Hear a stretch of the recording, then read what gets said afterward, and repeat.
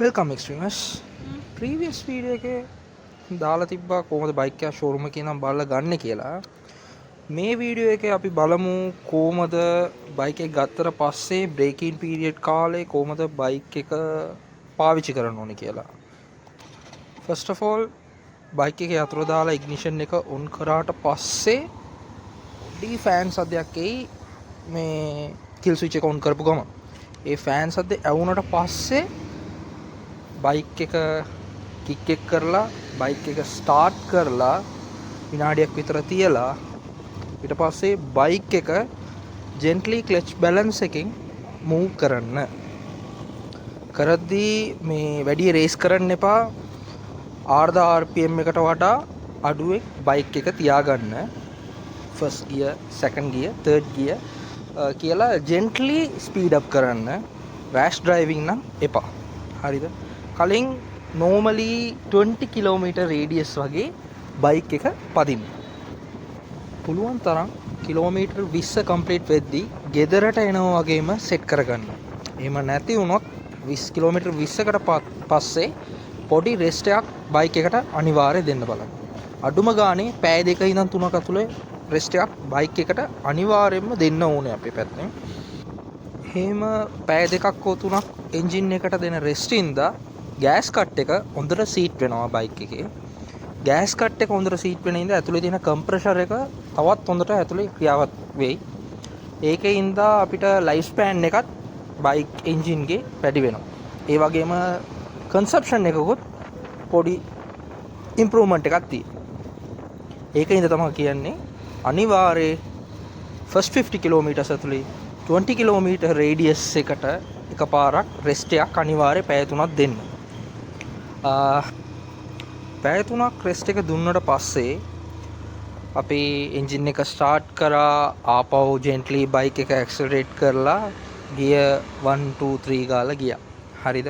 එimhe 5 kilometres ආපහු maintain කරගෙන ගියාට පස්සේ කියන්නේ ඔයගොල්ලන්ගේ 25th කිලෝමීටර් එකෙන් පස්සේ මෙතනින් එයාට තමයි අපිට කරගන්න තියෙන්නේ පිස්ටන් ගේ රින්ග්ස් ටික ඔක්කොම හරියට සෙටින් කරගන්න. පිස්ටන් රින්ග්ස් එක හරියට ග්ලයිඩ් වෙලා හරියටම සීටඩ් වෙන්න ඕනේ. එහෙම වුණොත් තමයි මේ සේම් සිනාරියෝ තමයි එන්ජින් එකට හොඳයි. සෝ ඒ වැඩේ අපි කරගන්න ඕනේ නම් අපිට බ්‍රේකින් පීරියඩ් වෙලාවේ නෝමල් ජෙන්ට්ලි යද්දි දෙවෙනි ගියර් එකට දැම්මා. දෙවෙනි ගියර් එකට දැම්මට පස්සේ එකපාරට throttle කරා. 4000 rpm එකකම් පොඩි throttle එකක් දුන්නා. ඊට පස්සේ ආපහු slow down කරා.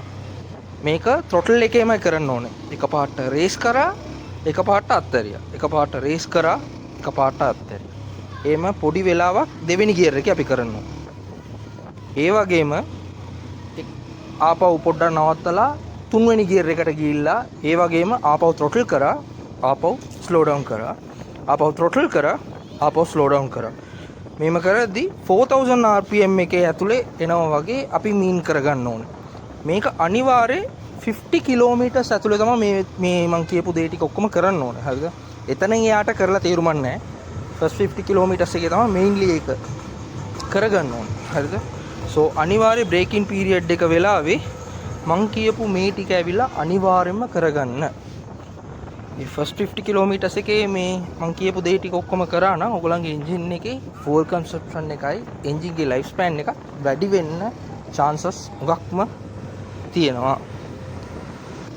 අනික පුළුවන් තරම් බයික් එකට බර දෙන්න එපා.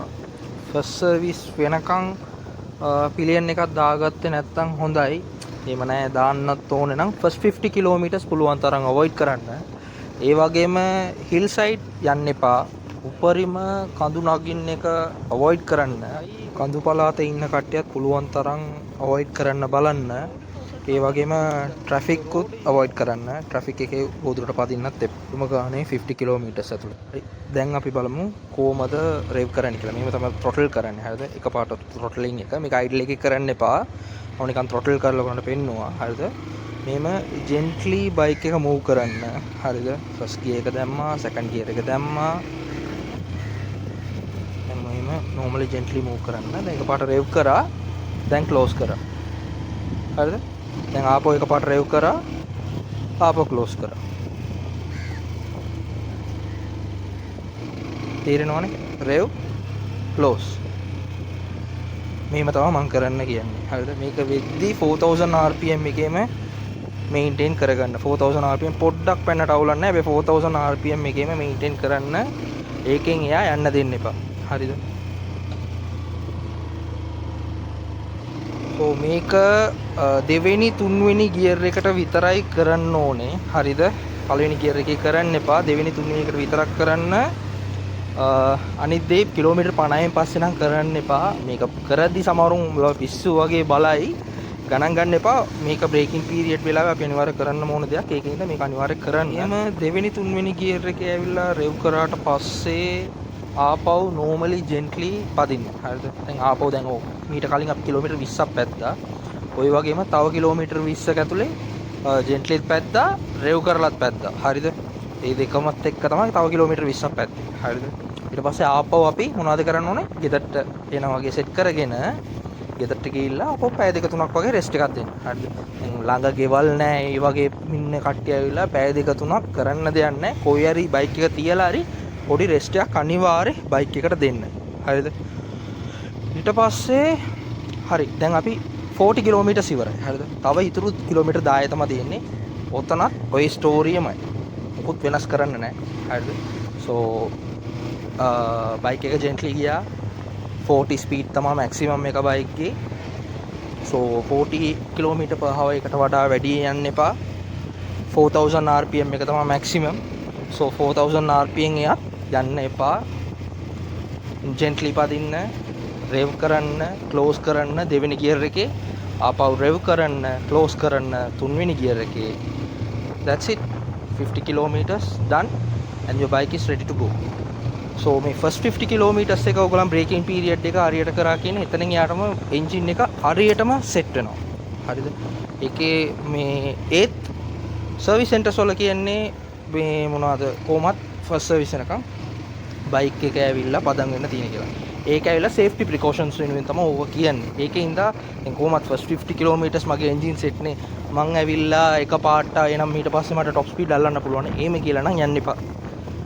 මොනවා වුණොත් සර්විස් සෙන්ටර් එකේ වෝ වගේ ෆස්ට් සර්විස් එක ඉවර වෙනකම්ම ඒගොල්ලන් කියන විදියටම කරන්න කාලයක් දෙන්න ෆස්ට් සර්විස් ඉවර වෙනකම් කවුත් টොප් ස්පීඩ් එකයි කඳු මේකයි try කරන්න එපා කාලයක් දෙන්න එන්ජිම තව පොඩ්ඩක් ටයිම් එකක් ගත්ත කියලා මොකුත් මේ වෙන්නේ නැහැ end of the day මම කලින් කිව්වා වගේ තමයි බයික් එක අපේ සල්ලිත් අපේ මොනාරි ප්‍රශ්නයක් ආවොත් මුණ දෙන්න ඕනේ අපි තමයි ඒකින්ද ඒ රිස්ක් එක ගන්න එපා so පුළුවන් තරම් 40 kilometers 4000 rpm first service වෙනකම් maintain කරන්න gently drive කරන්න traffic එකේ ඉන්න එපා hill climbs යන්න එපා පුළුවන් තරම් pillions avoid කරන්න පුළුවන් තරම් bike එකට stress බර දෙන්න එපා rash driving එපාම එපා එහෙනම් අදට මෙච්චරයි ආපහු ඊළඟ හොඳ වීඩියෝ එකකින් හම්බ වෙමු see you soon next streamers අමතක කරන්න නැතුව subscribe කරන්න